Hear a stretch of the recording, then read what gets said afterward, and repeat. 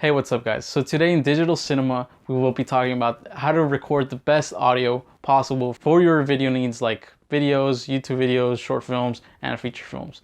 So today we have a crazy setup. On this side, we have a Rode NTG2 connected to H5N, getting off-camera audio.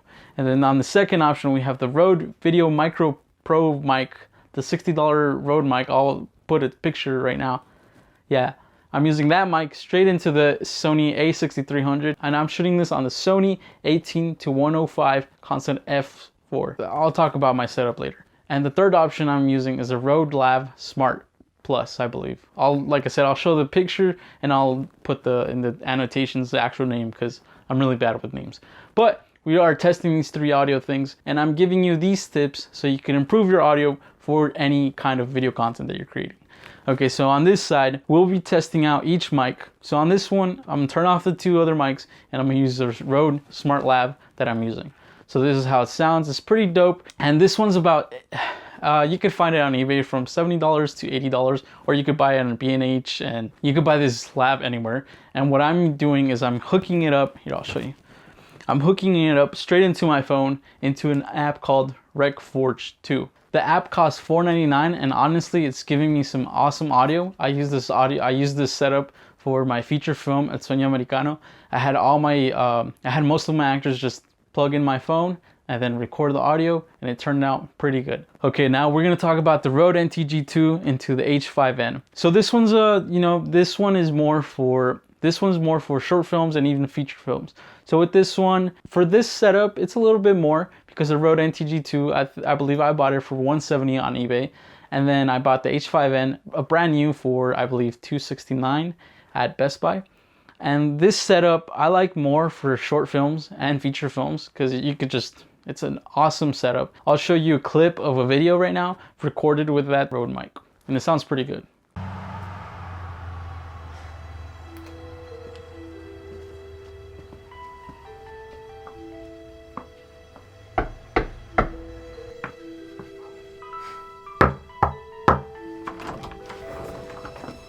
Who the fuck are you? I'm Ben. What do you want? Do you have drugs? Sí. Can I try some? Órale. Vámonos.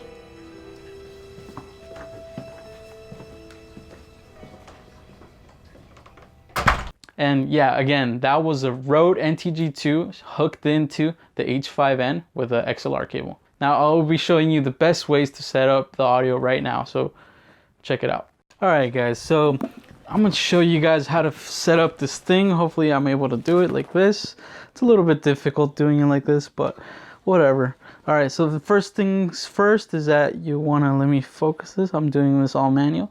So that you gotta wanna turn it on first. So it's turning on, so let me focus this back here. Okay, so what you want to do is basically fix your settings. So if you look at the monitor here, you see the monitor right here. Okay, so what you want to do is get to this menu. So the way you're going to do that is first you're going to need to switch the recording option. So you're going to go down to recording format. I usually like recording with 16-bit. Looks pretty good. So after you choose your recording format, what you want to do is go back to your in and out. Obviously, if you're going to use phantom power, you want to turn it on. So you're going to go to phantom in 1, 2, and then you're going to go to voltage. You're going to go to input and then turn it on. I had it on already, but just showing you how to turn it on. Okay, after you do that, what you want to do is switch to your mono mix. So right here, you're going to go mono mix. You're going to hit it. And usually it's going to be off, so I'm going to show you how it looks off. So when it's off and you come back over here, guess what? Oh shit. And you plug in your audio. When you talk, since you only see the left channel moving, what you want to do is go back over here to the in, go to mono mix. When you turn this on, guess what? You now have a mono mix, and your one line right here is going to produce you a mono mix, and then obviously you could make this into a stereo in post. So that is your way to set up that. But when you get the H5N, you're going to have this, and if you start recording in this way, it's horrible. Don't do that because you're going to have a multi-file, and you don't want this because it records 4 channels. So you have your stereo channel, which is this mic right here. If you turn it on, the way you turn it on is you hit this and you have it on now. And you see, it's a really bad thing. It's a really bad stereo mic because I hate it. I just turn it off. Don't use that. But if you start recording in this format, it's a really bad idea because you're going to have 4 channels and then good luck figuring that out. So what you want to do is here, you're going to go back to your menu and you're going to go to record mode. And in record mode, you're going to go to stereo file. And then boom, it switches to 1. And like I said, if you only have one of these things, you're going to have to go back and change it to a stereo mix, and that is found in your in and out, and then you go to mono mix right here. The reason it's stopping right there is because I have it at a limiter. So even though it shows that it stops there, guess what? You're peaking it like a motherfucker. So you don't want to do that. So you want to take it down, and then what you want to do is keep those levels between that -12 and -6. You don't want it to go past that -6. So since I'm talking pretty loud, I'm around a 4. So then you start talking, and obviously that is too low, so you want to bring it up. And right here is a good audio level. I recommend staying around here and just telling your actors to stay at a constant level. If they're going to get loud, then obviously you want to go a little bit lower, and then have them do their thing. Another option is I start lowering it as the actor starts screaming or, getting loud. And that's the way you do it. So if you're gonna remember to always press record and record. And the way you stop it is you press stop. If you wanna play, you play it. Basic things right there. But my thing is gone. It's out of power, but basically that's the gist of it. You could use that setup with the micro Rode microphone, and again, just adjust the levels to your actor. Now, we will be switching over to the micro Rode mic right now. So this is how it sounds. And when you do this setup, you don't want your microphone on top of your camera because it's gonna get bad audio. And I will demonstrate that right now. So basically this is an 18mm, so I'm still pretty close, but this is how the in-camera audio sounds. So if it sounds like shit, cool. I mean, not cool. This is how the audio sounds when you have the Rode micro attached to your camera. But like I said, this is an 18mm, so the camera is arm's length, so the audio isn't gonna sound too bad. So basically this is how having your Rode micro attached to your camera like a couple feet away sounds like. So it kind of sounds bad. And like I said, this is what some beginners do, and this is one of the biggest mistakes that you could possibly make. Okay, now that you saw that, it doesn't sound that good, right? The way I have this one set up straight into the cameras, I have a long Rode mic, and this one's good for studio type of shoots.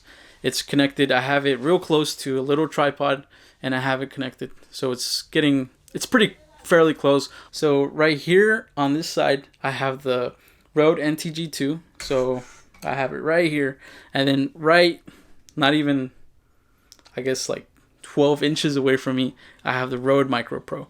And 6 inches on this side, I have the Rode NTG2. And the Rode Smart Lav, I have it hooked up straight into my thing. There's 3 different ways you want to use these setups. If it's a studio setup, I really recommend this Rode Micro. It's cheap, $70, and you could get the $20 extension cable, and then it gets good audio. If you want the better option, I'd recommend this Rode Smart Lav, because if you hook it up into your phone, that's really good audio, and you won't have to worry about anything. You just have to sync and post, so that's a bad option. You could also attach it straight into the camera, but you might need to get an extension cable so it reaches all the way. And the reason I like this Smart Lav is that it won't capture this ambient sound. So look, I'll show you right now. There's stuff happening in the background, and I'll show you how each mic picks it up. So this is with the Rode Smart Lav. Okay, now I'm going to switch to the Rode NTG2. And this is just to show you how it picks up ambiances. And this is with the Rode Micro.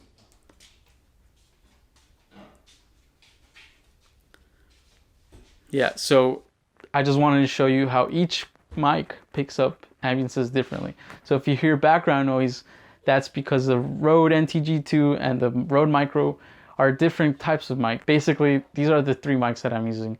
And like I said, the Rode NTG2, I really see it more as a feature film or short films.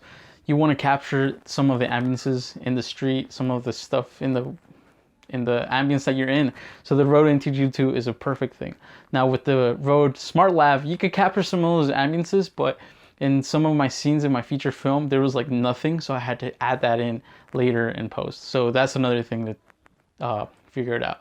But I really enjoy this one because you could have your actors really far away from the camera, you know, do really crazy things. You won't see a boom mic anywhere, so that one's a really good option. The other option is this Rode Micro.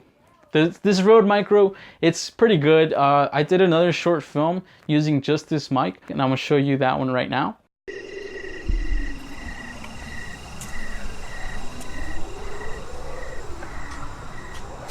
I don't think she's here, dude.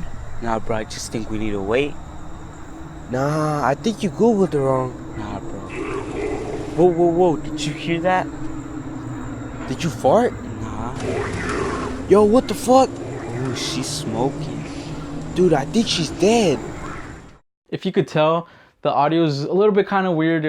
That day was weird, but you could get good audio. Same thing with a boom mic. With this Rode Micro, I recommend this weird boom pole they sell. It's really tiny, but it's really good because it absorbs all of that shock. So you won't hear any of these little rattling that you sometimes hear. And I'd recommend that with that Rode Micro. So with these three options, like I said, with the Rode NTG2, you have to sync and post. Same thing with the Rode Smart Lav. You have to sync and post. Now, one of the things I've done, so I don't have to sync the Rode NTG is that I hooked up the H5N straight into the camera with a line in. And that worked because I didn't have to sync it and editing was faster. Now, if you want to get scratch audio, then obviously you got to sync and post. But the other option is like I'm doing right now with this Rode Micro. I attach it to that extension, that really long, I want to say it's like 10 feet. This little aux in is 10 feet. And you could use that with the boom pole I'm about to show you. Cool. Okay, with that boom pole, you attach it, you wrap the thing around, and then you get really good, amazing footage. Basically, the way you want to get good audio is have the microphones pretty close to your subject. So if it's a studio thing, it's even easier because if you get a really long lens, like an 85mm, even a 50mm, you could attach the mic pretty close and you'll get really nice audio. Being in studio, you could get good audio with any kind of mic. Now for vlogging, I like I said, you could do the Rode Micro into your camera, but I would say don't do that. I'd say do the setup that I'm using right now, because if it's just you talking into your camera and you want good audio and not a lot of ambiances, this Smart Lav would be ideal for you. Like I said, for short films and feature films, and you want scratch audio from your camera and you want an external audio, then I'd say the H5N to the Rode NTG2 is a good option. Like I said, I'll be switching some of these audio levels right now, but overall I'm recording everything. I'm recording 3 audios right now, so it's pretty crazy. Like I said, I'll show you the setup right now. So again, I'm going to give you another test of the ambiances right now. So right now, this is the Rode NTG2. So let's give it like 5 seconds of silence.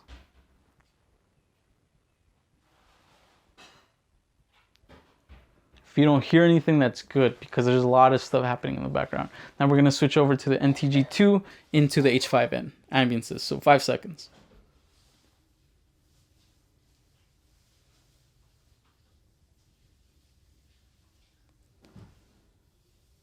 So if you hear stuff, then that means it's catching a lot of that ambience that's happening in the kitchen. Anyways. I'm gonna keep that shit in there. Okay, keep it. Okay, I close don't the door. care. Close the door. So anyways, let's do let's do that one again. One more time. Let's use ambience from the Rode Micro. One more time. So if you don't hear anything, that's a good sign. If you do hear something, like I said, that's the negative side. That's I guess the bad things about those two mics is that they catch a lot of ambiances. One of the biggest tips I could give you is when you're getting your audio levels before you start recording, make sure that your actor or subject, make sure he's talking in the tone that he's going to be using when recording, because that's one of the things that could mess you up. You don't want it to peak and you don't want it to be too low. Like I said, you want to keep your audio levels around negative 12 dB and negative 6 dB. You don't want it to reach 0, because then that's peaking and then that fucks it up. One of the biggest things you want to not do is have your microphone attached to your camera, because your microphone is too far from your subject, so you're going to be getting a lot of ambiances, you're going to be getting a lot of crazy stuff. Most likely you're not going to get good audio, even though you have a Rode mic attached to your camera. If your camera's 10 feet, 5 feet, even 3 feet away, the audio isn't going to be as clean as you want it to be. So have that microphone real close. So use a really long lens, like a maybe 85 millimeter, even a 50 millimeter. That way you could get that microphone real close to the subject. Or you could get a really wide lens and bring your camera real close. You have your microphone real close to the subject. Hopefully this teaches you a little bit about capturing the best audio possible for your video needs. But thank you again for watching this video. Hopefully these tips have helped you get better audio. And if they have, please give this video a thumbs up and subscribe to this channel, because I'll be giving more tips, reviewing movies, and just talking about everything cinema. And also, once I reach a good amount of subscribers, I might be giving away that drone in the background. So just like, subscribe, and let's talk about cinema.